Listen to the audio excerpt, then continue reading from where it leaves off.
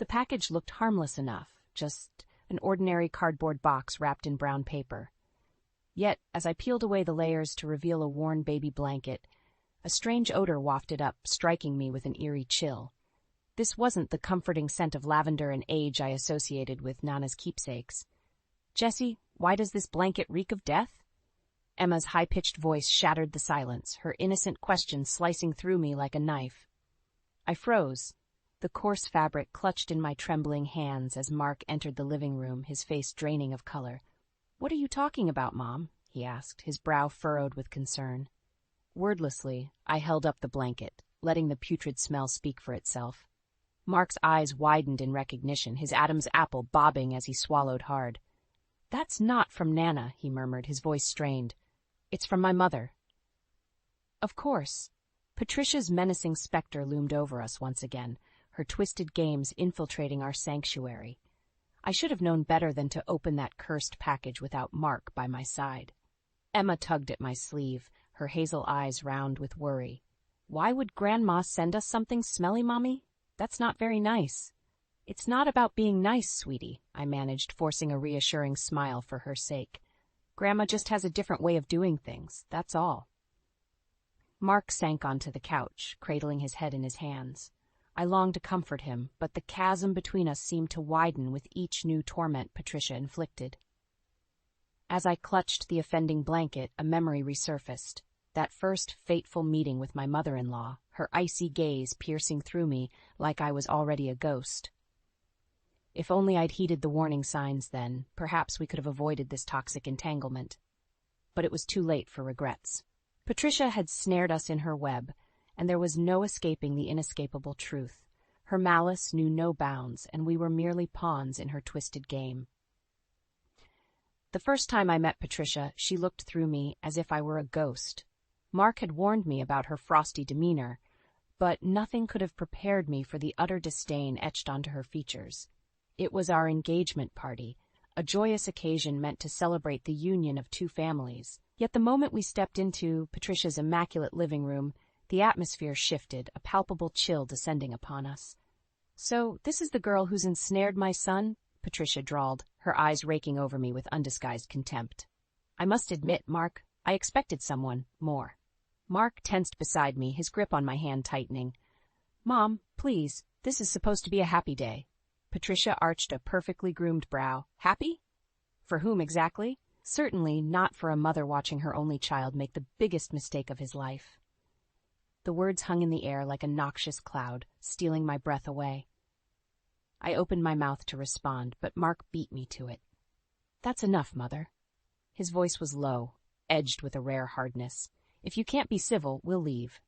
For a fleeting moment, Patricia's mask slipped, revealing a flash of something akin to panic, but it vanished just as quickly, replaced by her trademark sneer. "Oh, very well." She waved a dismissive hand. "I'll play the gracious hostess, if only to avoid another tedious scene." The rest of the evening passed in a blur of forced pleasantries and thinly veiled barbs. Patricia made no effort to hide her disdain, criticizing everything from my choice of attire to my family's wealth. "It must be nice, having Daddy's money to fall back on," she remarked at one point, her lips curled into a mocking smile. "But some of us had to work for a living, you know." I bit my tongue, determined not to rise to her bait, but with each cutting remark, I began to see the true depth of Patricia's animosity, and the lengths she would go to make my life a living hell. As we finally escaped into the cool night air, Mark pulled me into a fierce embrace. "I'm so sorry, Jess. I had no idea she'd be that vile."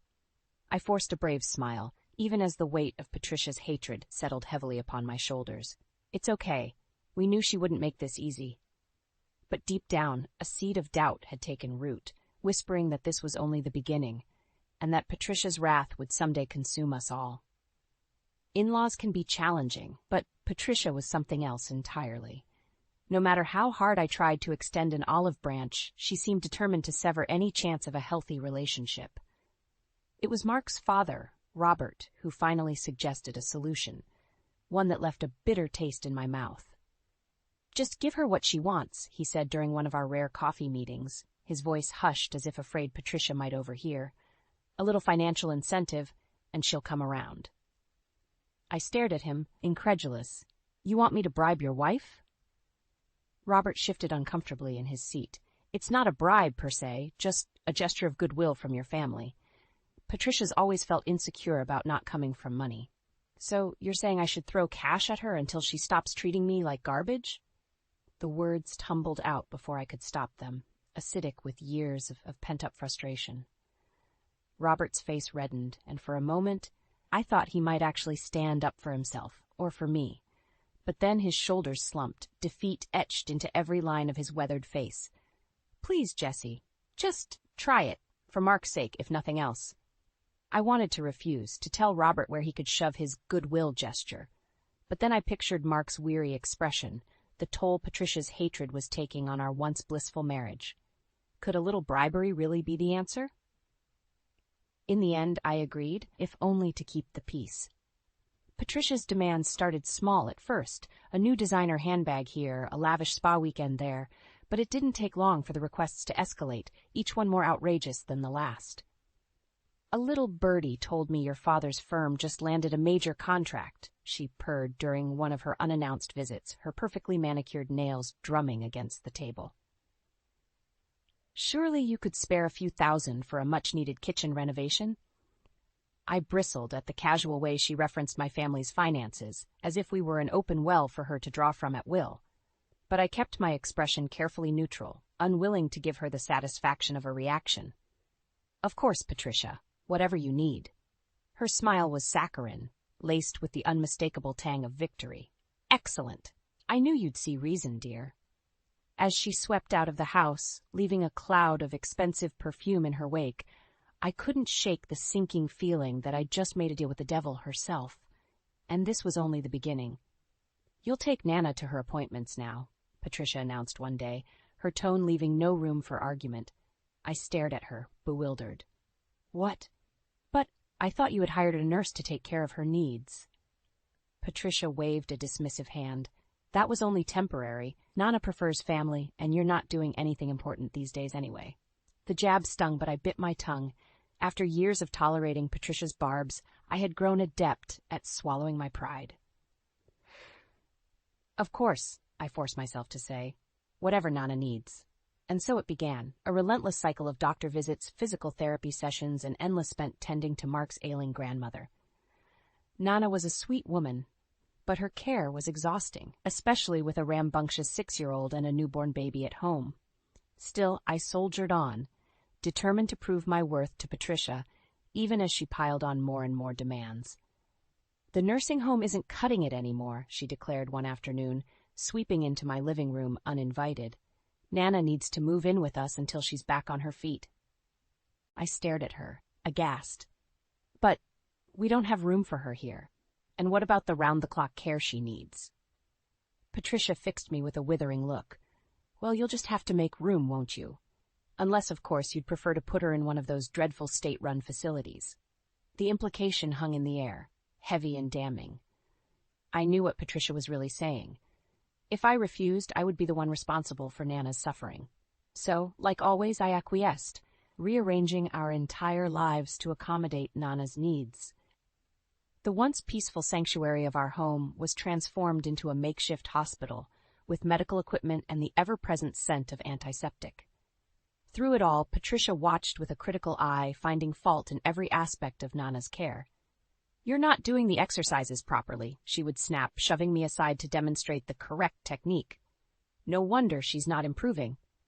Or, did you even bother to check her vitals this morning? You're lucky she's still alive with your level of incompetence. The insults cut deep, but I couldn't bring myself to retaliate, not when Nana's well-being was at stake. So I simply gritted my teeth and carried on, pouring every ounce of my energy into ensuring Nana wanted for nothing. Until one day when the strain of it all finally became too much to bear.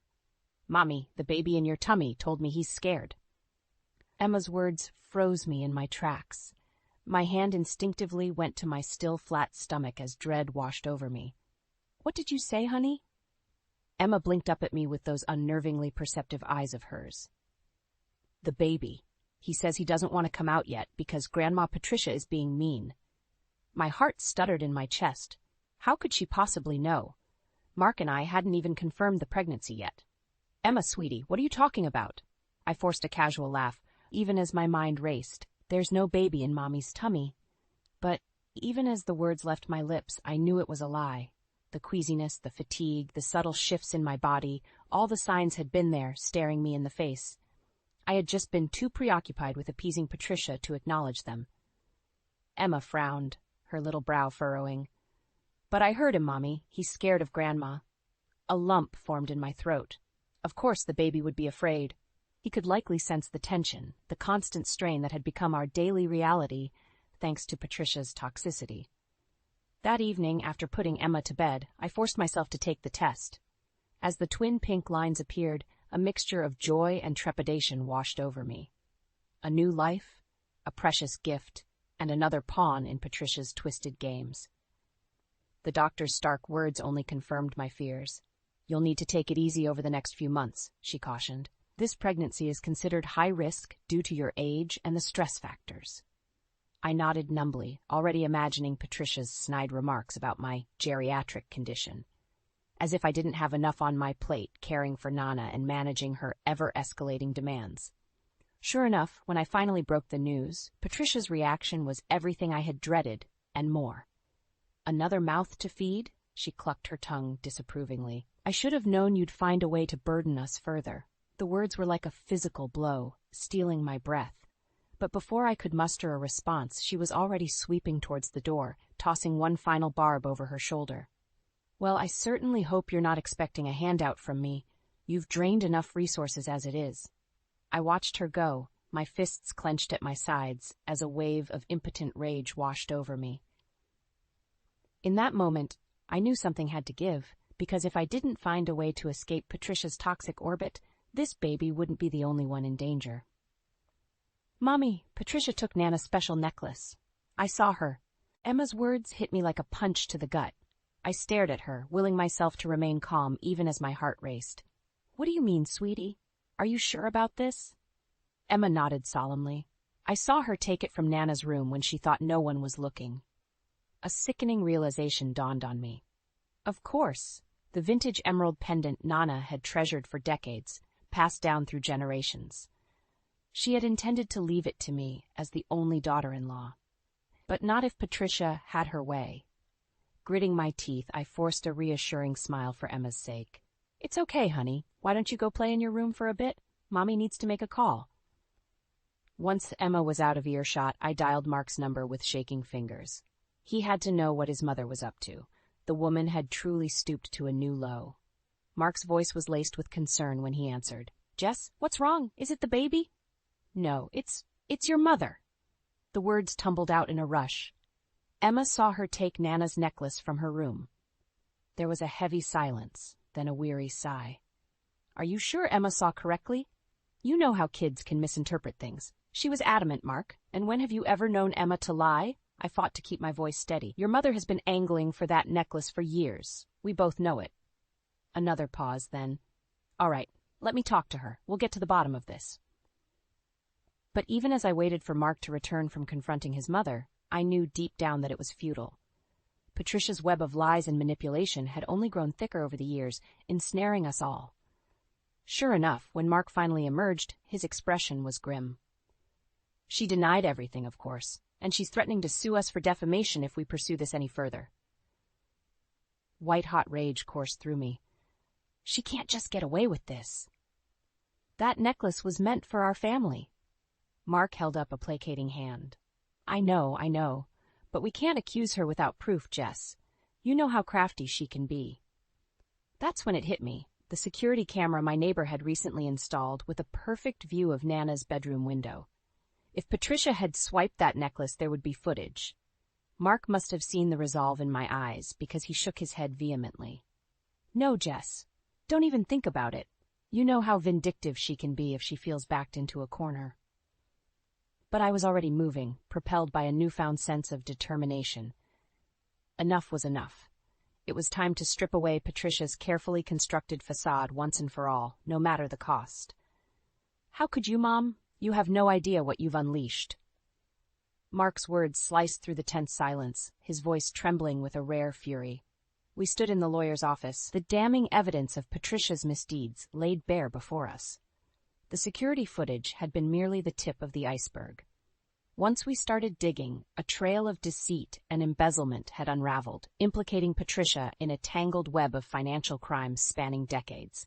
Letters and documents bombarded us from all sides, demands for repayment, legal threats, even whispers of criminal charges.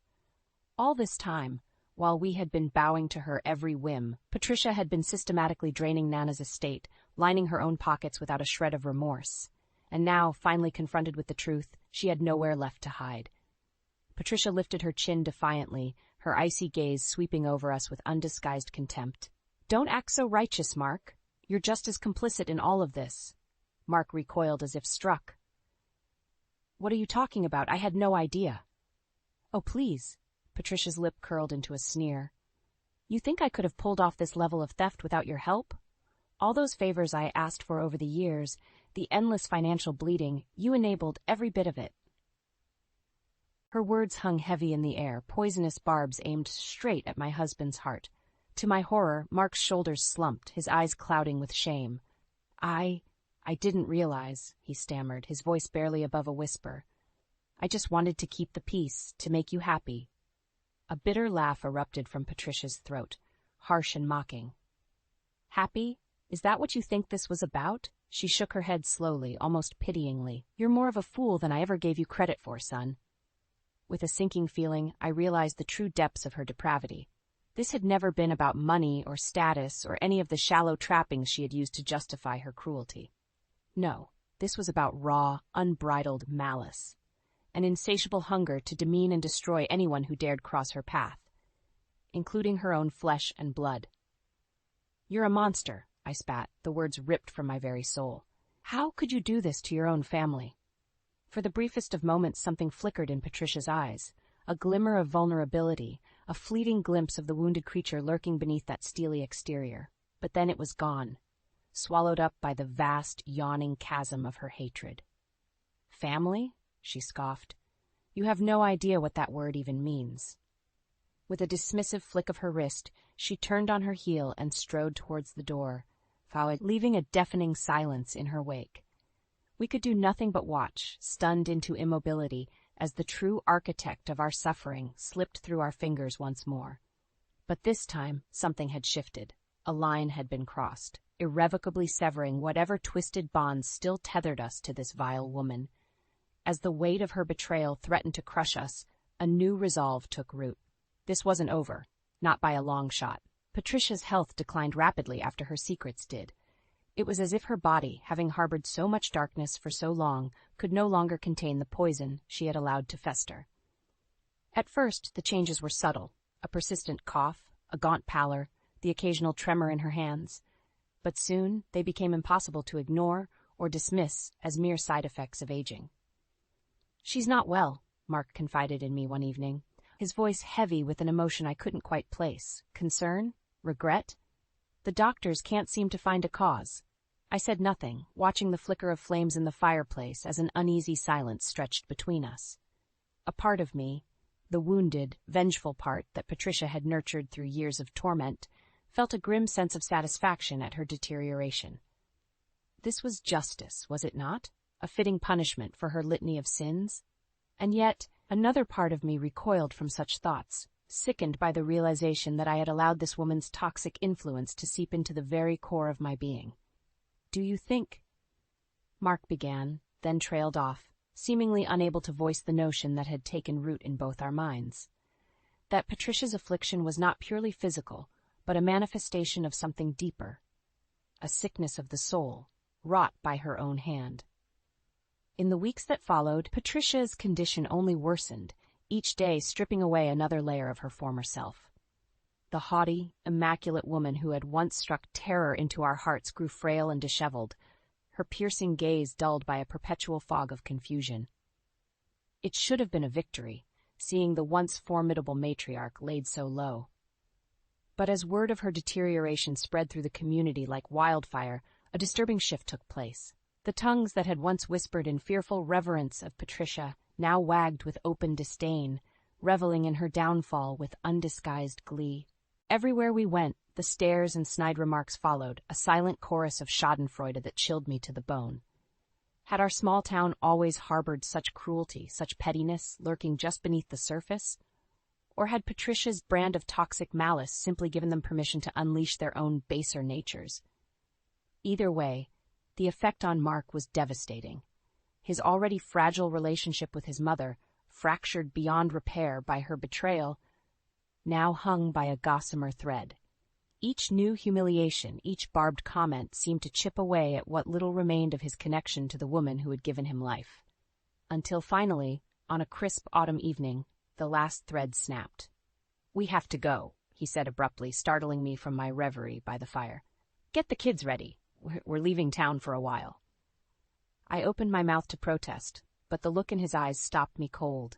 There was a hunted quality to them that I had never seen before, a desperation born of too many wounds, too much suffering. So I did as he asked, gathering our meager belongings and bundling Emma and Jamie into the car without a word.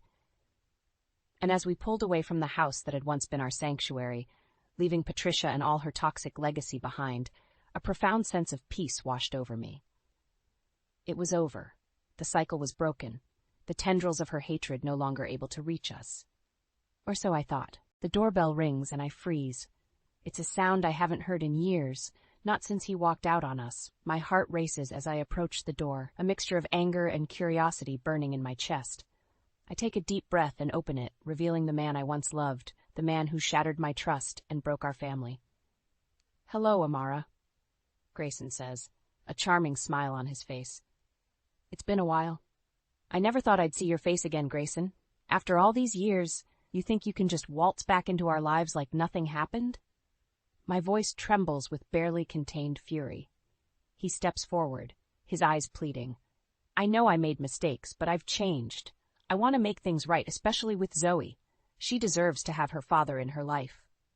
I scoff, crossing my arms. "Zoe deserves better than a father who abandoned her. You lost the right to be in her life when you walked away." Grayson sighs, running a hand through his hair. "I was a different man then, Amara. I was selfish and foolish, but I've learned from my mistakes. Please, just give me a chance to prove myself." I hesitate, torn between the desire to protect my daughter and the small part of me that still remembers the man I fell in love with. "One chance, Grayson. That's all you get. But if you hurt Zoe again, I swear I'll make you regret it." He nods, relief washing over his face. "Thank you, Amara. I won't let you down." As he steps into our home, I can't shake the feeling that I've just invited trouble back into our lives. But for Zoe's sake, I'm willing to give him a chance to be the father she deserves. Over the next few weeks, Grayson charms his way back into our lives. He takes Zoe out for father-daughter bonding, listens intently to her stories, and showers her with affection. I watch from a distance, my heart aching as I see the joy on Zoe's face, a joy I haven't seen in years. One evening, as we're cleaning up after a catering event, Grayson approaches me with a proposition. "Amara, I've been thinking about your business. I have some ideas on how we can expand, take things to the next level." I raise an eyebrow, surprised by his sudden interest. "I appreciate the offer, Grayson, but I've been managing just fine on my own." He leans in, his eyes sincere. "I know you have, but imagine what we could achieve together. With my business knowledge and your culinary skills, what we could make this catering company the talk of Houston." Against my better judgment, I find myself considering his offer. The prospect of growing my business is tempting, and having Grayson's support could make it easier. "I'll think about it," I concede, "but I'm not making any promises." Grayson smiles, his eyes twinkling with excitement. "That's all I ask, Amara. Together, we can make something amazing." As he walks away, I can't help but feel a twinge of unease. Grayson's sudden interest in my business, his smooth words and charming demeanor, it all feels too familiar.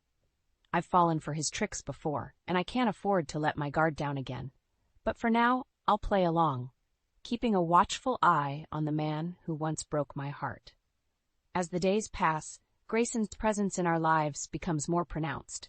He's always around, offering to help with the catering business, bonding with Zoe, and trying to win me over with his charm. Despite my reservations, I find myself letting him in, little by little. One afternoon, as we're preparing for a big event, Grayson pulls me aside. Amara, I've been looking over the business's finances, and I think I can help you secure a loan to expand. With the right investment, we could take this company to new heights. I frown, unsure of his sudden interest in my business's financial matters. I appreciate the offer, Grayson, but I'm not comfortable taking out a loan. We're doing just fine as we are. He places a hand on my shoulder, his eyes intense. Trust me, Amara, I know what I'm doing. With this loan, we can buy better equipment, hire more staff, and take on bigger clients. It's a risk, but the payoff will be worth it. Against my better judgment, I find myself agreeing. Grayson's confidence is infectious, and the prospect of expanding the business is tempting. Okay, let's do it, but I want to be involved every step of the way. Grayson grins, squeezing my shoulder. Of course, partner, we're in this together. As we work on securing the loan, I can't shake the feeling that something isn't right. Grayson is too eager, too insistent on using my house as collateral, but every time I express my doubts, he reassures me with his smooth words and charming smile. One evening, as I'm going over the paperwork, my best friend and business partner, Liam, stops by. He takes one look at the loan documents and frowns. Amara, are you sure about this? It's a lot of money, and using your house as collateral is risky. I sigh, rubbing my temples. I know, Liam, but Grayson seems to know what he's doing. He's convinced this is the right move for the business. Liam's eyes narrow, his voice low and serious. I don't trust him, Amara. He shows up out of nowhere after 10 years, and suddenly he's an expert on your business? Something doesn't add up. His words strike a chord, and I feel a knot forming in my stomach. You're right, Liam. I've been so caught up in the idea of expanding that I haven't been thinking clearly. I'll talk to Grayson, see if we can find another way. But when I confront Grayson, he becomes defensive. Amara, this is our chance to make something great. Don't let Liam's doubts hold you back. He's just jealous of what we have, of the bond we share as a family. His words are like honey, sweet and convincing, but there's a bitter aftertaste. I don't know, Grayson. Maybe we should slow down, think this through. Grayson's eyes flash with anger, his voice cold. I thought you trusted me, Amara. I thought we were partners. But if you'd rather listen to Liam than your own husband, then maybe I was wrong about you. I flinch at his words, a part of me still desperate to believe in the man I once loved. No, Grayson, I do trust you. I'm sorry for doubting you. Let's move forward with the loan. As we sign the papers, I feel a sense of unease washing over me. I've just tied my future, my home, to a man I'm no longer sure I can trust. But it's too late to back out now. I've made my choice, and I can only hope that Grayson's intentions are as pure as he claims. That night, as I lie awake in bed, Zoe comes into my room, her face etched with worry. Mom, I need to talk to you about Dad. He's been asking me for money, saying it's for the business. But something doesn't feel right. My heart sinks, a cold realization dawning on me. Grayson's been manipulating not just me, but our daughter as well. And now, we're both caught in his web of lies and deceit. Zoe's revelation about Grayson asking her for money sends a chill down my spine. I sit up in bed, my heart racing as I process the implications of his actions.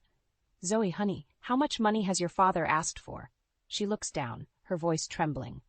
A few $1,000s. He said it was for some business expenses, that he'd pay me back as soon as the loan came through. But when I asked him about it later, he got angry and told me not to mention it to you. I pull her into a hug, my mind reeling with the realization that Grayson has been manipulating our daughter. It's okay, sweetie. You did the right thing by telling me. I'll handle this. The next morning, I confront Grayson in the kitchen. We need to talk. Zoe told me you've been asking her for money. What's going on, Grayson? He looks up from his coffee, his expression a mix of surprise and annoyance. It's nothing, Amara, just a little misunderstanding. I needed some cash to cover a few expenses, but I'll pay her back as soon as the loan comes through. I shake my head, anger bubbling up inside me. No, Grayson. You don't get to use our daughter like that. If you needed money, you should have come to me. We're supposed to be partners, remember? Grayson's eyes narrow, his voice taking on a defensive tone. I didn't want to bother you with every little detail, Amara. I'm just trying to keep the business running smoothly. You're overreacting. Overreacting? You're taking advantage of our daughter's trust. And you expect me to be okay with that? I slam my hand on the counter, my voice rising. And what about the loan? I've been going over the paperwork, and something doesn't add up. Where's the money going, Grayson? He stands up, his face flushed with anger. I don't have to explain myself to you, Amara. I'm doing what's best for this family, for our business. If you can't see that, then maybe you're not the partner I thought you were. I step back, stunned by his outburst. I'm not the one hiding things, Grayson. I'm not the one lying to our daughter. I want the truth, and I want it now. Grayson grabs his jacket, his eyes cold and distant. You want the truth? Fine. The truth is I've been cleaning up your mess, Amara. This business was failing before I came back, and I'm the only one who can save it. If you can't handle that, then maybe I should just leave. He storms out of the house, leaving me shaking with anger and confusion. I collapse into a chair, my head in my hands, as I try to make sense of what just happened. How could I have been so blind? How could I have let Grayson back into our lives, only to have him betray us like this? I spend the next few hours going over the business's financial records, trying to piece together where the money has been going. As I dig deeper, I uncover a trail of discrepancies and hidden transactions, all leading back to Grayson. He's been embezzling money from the business, siphoning off funds into his own accounts. My heart sinks as the reality of his betrayal sinks in. The man I once loved, the father of my child, is nothing more than a liar and a thief, and now he's put our entire future at risk. I pick up the phone, my hands shaking as I dial Liam's number. Liam, it's me. You were right about Grayson. He's been stealing from the business, and he's manipulating Zoe. I need your help. We have to stop him before it's too late. As I hang up, I feel a sense of determination washing over me. I won't let Grayson destroy our lives, our business, our family. I'll do whatever it takes to protect what's mine, even if it means taking down the man I once loved. Liam arrives at my house within the hour, his face etched with concern. I pour out the whole story, showing him the financial records and the evidence of Grayson's betrayal. He listens intently, his brow furrowed in concentration. Amara, this is serious, he says, his voice grave. Grayson's not just embezzling money from the business. He's been gambling it away. I've heard rumors about him getting involved with some shady characters, running illegal poker games. My stomach churns at the thought of Grayson's deception, running even deeper than I imagined. I can't believe I let him into our lives, Liam. I trusted him, and he's been lying to me this whole time. Liam places a comforting hand on my shoulder. It's not your fault, Amara. Grayson's a master manipulator. He knew exactly what to say and do to gain your trust. But now that we know the truth, we can fight back. I nod, a fierce determination burning in my chest. You're right. I won't let him get away with this. He's not just stealing from me, he's stealing from Zoe's future. I have to protect my daughter. As if on cue, Zoe walks into the room, her eyes wide with fear. Mom, what's going on? I heard you and Liam talking about Dad. Is everything okay? I take a deep breath, knowing that I can't shield her from the truth any longer. Zoe, honey, I need to tell you something about your father. He's been lying to us, stealing money from the business, and using it to gamble. Zoe's face crumples, tears welling up in her eyes. What? No, that can't be true. Dad wouldn't do that to us. He loves us. My heart breaks for my daughter, knowing the pain she must be feeling. I know it's hard to believe, sweetie, but it's the truth. Your father has been manipulating both of us, taking advantage of our trust. Zoe collapses into my arms, sobbing uncontrollably. I gave him money, Mom. I thought I was helping him, helping the business. But he was just using me, wasn't he? I stroke her hair, my own tears falling silently. It's not your fault, Zoe. Your father's the one who betrayed us. But I promise you, I won't let him hurt us anymore. We'll get through this together. Liam clears his throat, his expression somber. Amara, we need to act fast. If Grayson's been gambling with the loan money, it's only a matter of time before the bank comes after you. We need to gather all the evidence we can and take it to the authorities. I nod, wiping away my tears. You're right, Liam. I won't let Grayson destroy everything I've worked so hard to build. I'll do whatever it takes to make sure he pays for what he's done. Over the next few days, Liam and I worked tirelessly to gather evidence of Grayson's crimes. We pore over financial records, track down witnesses, and piece together a damning case against him. All the while, I try to shield Zoe from the worst of it, knowing that she's already been through so much. But even as we work to bring Grayson to justice, the consequences of his actions begin to catch up with us. The bank calls, threatening to foreclose on the house if we can't pay back the loan. Suppliers start demanding payment for overdue invoices, and clients begin to question the stability of our business. I feel like I'm drowning, the weight of Grayson's betrayal crushing me from all sides. But I refuse to give up. I made a promise to Zoe, to myself, that I would make things right, and I intend to keep that promise, no matter what it takes. One evening, as I'm working late in the office, Grayson storms in, his face twisted with rage. "What the hell do you think you're doing, Amara? I know you've been digging into my business, trying to turn everyone against me." I stand my ground, my voice steady and cold. "I'm doing what I should have done a long time ago, Grayson. I'm exposing you for the liar and thief that you are. You've hurt me, you've hurt Zoe, and you've put everything we've worked for at risk. It's over." Grayson laughs, a cruel, mocking sound. "You think you can stop me, Amara? You have no idea who you're dealing with. I'll destroy you just like I destroyed this business, and when I'm done, you'll have nothing left." He storms out, leaving me shaking with anger and fear. But I won't let his threats deter me. I have the truth on my side, and I won't rest until Grayson pays for his crimes. No matter what it takes, I'll make sure he never hurts us again. The next morning, I wake up to a pounding on my front door. I stumble out of bed, my heart racing as I peer through the peephole. 2 men in suits stand outside, their faces grim and impatient. I open the door, my hands trembling. "Amara Johnson?" one of the men asks, his voice gruff and businesslike. I nod, my throat suddenly dry. "Yes, that's me. What's this about?" The man hands me a stack of papers, his expression unchanged. "We're from the bank.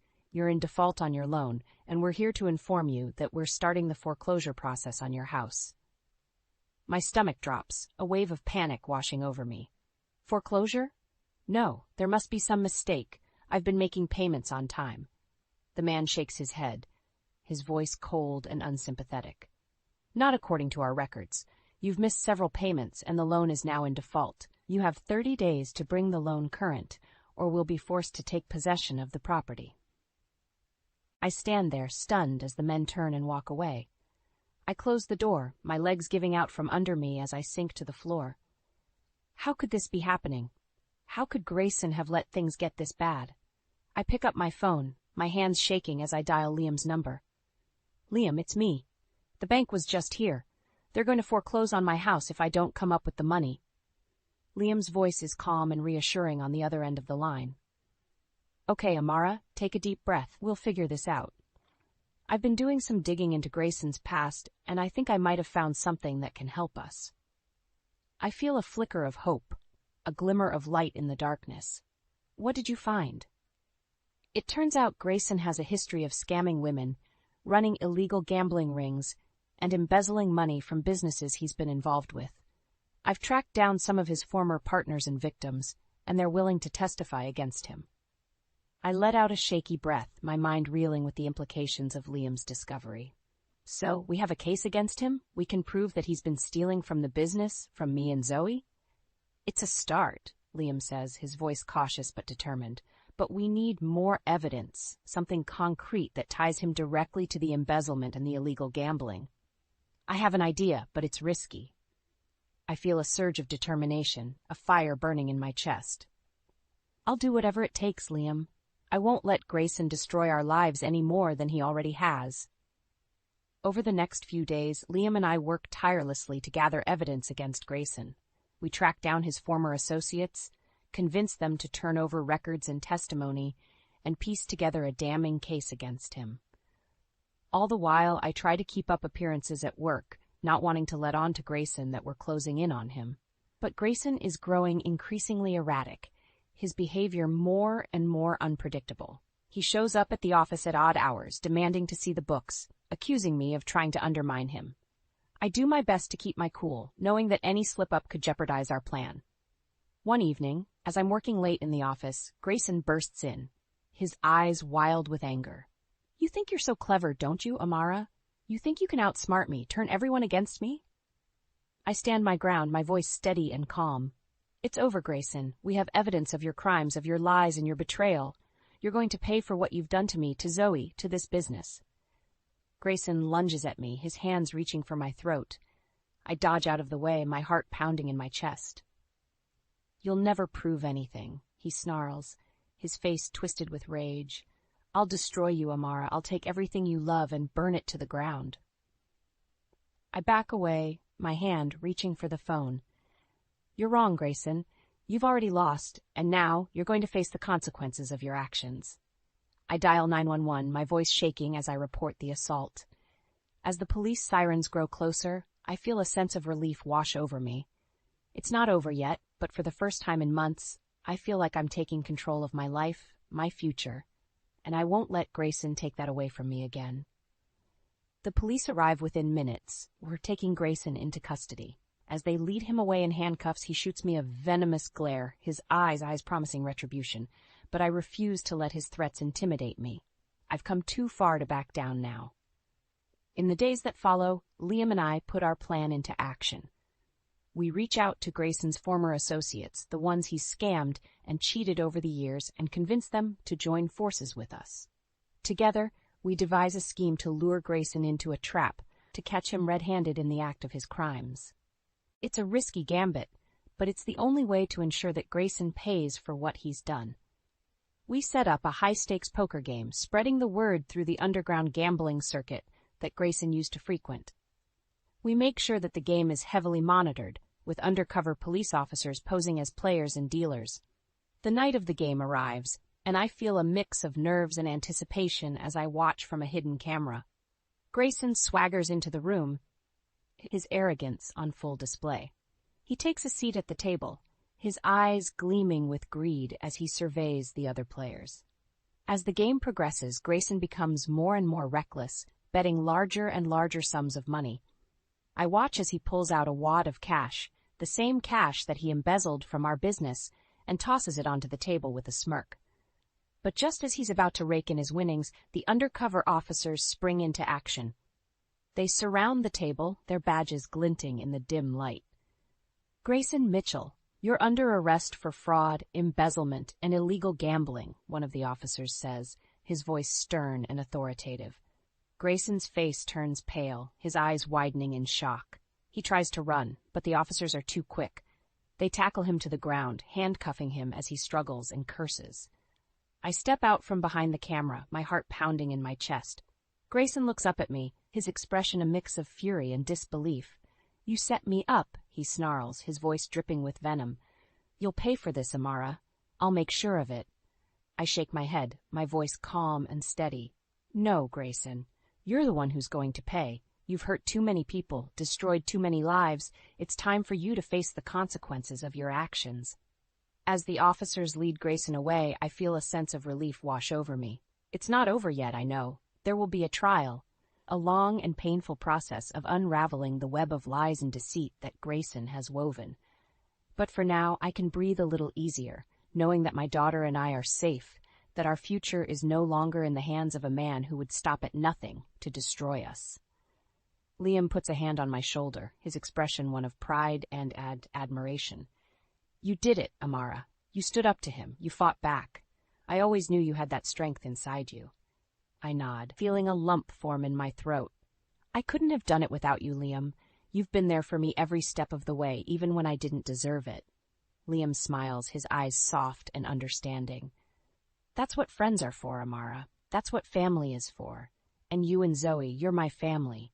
I'll always be here for you, no matter what. I lean into his embrace, feeling the warmth of his support and love wash over me. And for the first time in months, I allow myself to hope, to believe that maybe, just maybe, everything will be okay. As we leave the police station, I take a deep breath of the cool night air. The road ahead won't be easy, I know. There will be challenges and obstacles, moments of doubt and fear. But I also know that I'm not alone, that I have the strength and the support to face whatever comes my way. And that knowledge gives me the courage to keep moving forward, one step at a time. The morning of Grayson's arraignment, I wake up with a knot in my stomach. I know that today is the first step in a long and painful process, but I'm determined to see it through. I dress carefully, choosing a simple black suit and a white blouse, my armor against the battle ahead. Liam picks me up, his face etched with concern. "Are you sure you want to do this, Amara? You don't have to face him alone." I nod, my jaw set with determination. "I need to do this, Liam. I need to look him in the eye and let him know that he hasn't broken me, that he hasn't won." We arrive at the courthouse, the steps crowded with reporters and curious onlookers. I take a deep breath and push through the throng, my head held high. Inside, the courtroom is packed, the air thick with tension and anticipation. Grayson is led in, his hands and feet shackled. He looks pale and drawn, his once confident demeanor replaced by a sullen defiance. He catches my eye and sneers, his lips curling into a mocking smile. The judge reads out the charges against him, a litany of crimes that makes my stomach churn. Fraud, embezzlement, extortion, illegal gambling, the list goes on and on. Grayson pleads not guilty, his voice dripping with disdain. As the hearing ends, I approach Grayson, my heart pounding in my chest. "You think you're so clever, don't you?" I say, my voice shaking with anger. "You think you can just walk away from all the pain and destruction you've caused?" Grayson laughs, a harsh, grating sound. "You're pathetic, Amara. You think you've won, but you haven't seen anything yet. I'll destroy you, just like I destroyed everything else in your miserable little life." I lean in close, my eyes locked with his. "You're wrong, Grayson. You've already lost. I know about your past, about all the women you've scammed and cheated.